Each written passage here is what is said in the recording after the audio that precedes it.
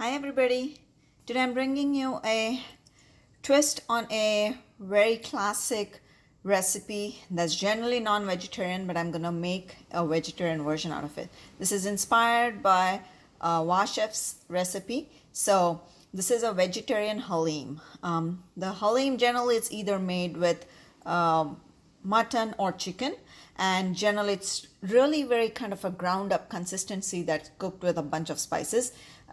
So today we're going to make a vegetarian version. For this, my substitute is a vegetarian sausage over here that I have chopped up into pretty small pieces. Your other option is to use your soy granules or Nutella. You can use that as well. You can also leave it out because we have some other things going on that will also kind of give it the texture of a Haleem. So this is just one sausage. And then you're going to need some spices. In here I have a cinnamon stick, some shahi jeera, black peppercorns, cloves, 3 to 4 cardamom pods that I have taken out the shell, and then some sesame seeds. I also have my regular spice box, so we're going to need some regular cumin seeds as well. You're going to need some ginger garlic, about a tablespoon of each, and then a little bit of green chili. Again, the green chili adjust according to your taste.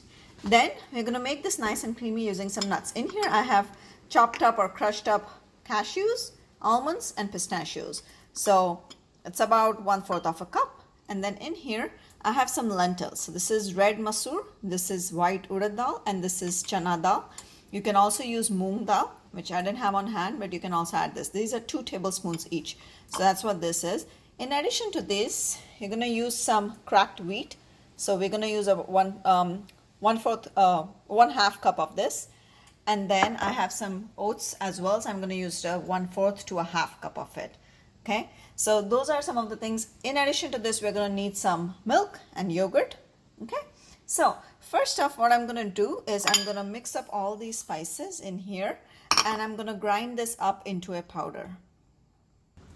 Okay, so as you can see here, I have ground this up. Now I used my magic bullet, but you can also use a spice grinder if you want, or any kind of a grinder. A blender won't really help, but it should be a grinder. And generally it has this kind of a blade.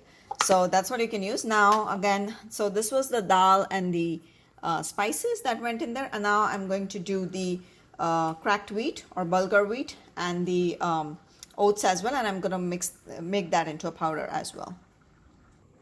Okay, so I got my 1/2 cup wheat and 1/2 cup oats ground in here. So we're gonna get cooking.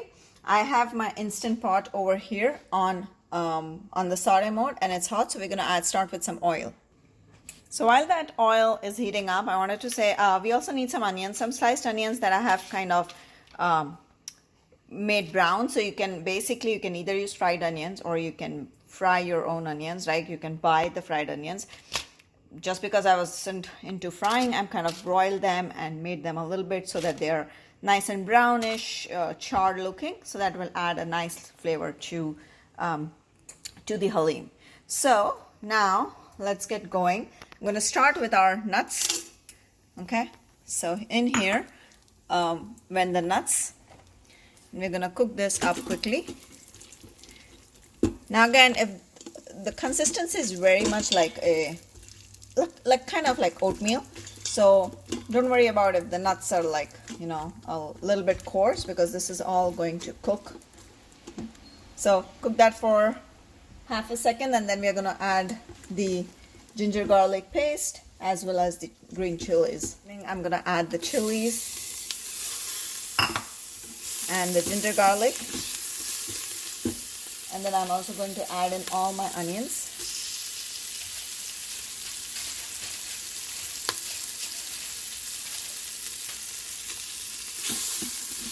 Started this for 30 seconds or so, and then in goes the soy.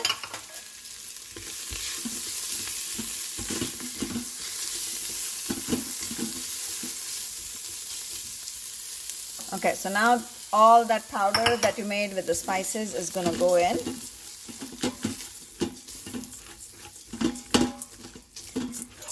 And as this is cooking, I'm gonna add some water.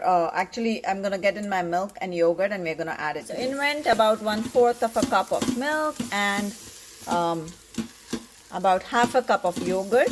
So I'm gonna mix this, and we're gonna add in some chopped coriander. You can also add in some chopped mint, some salt, and some red chili powder as well.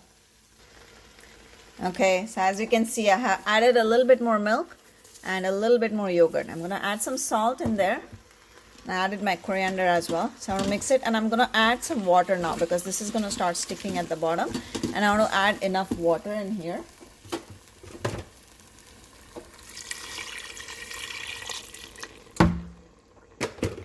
So eyeball the water, and I'm gonna mix this around a little bit.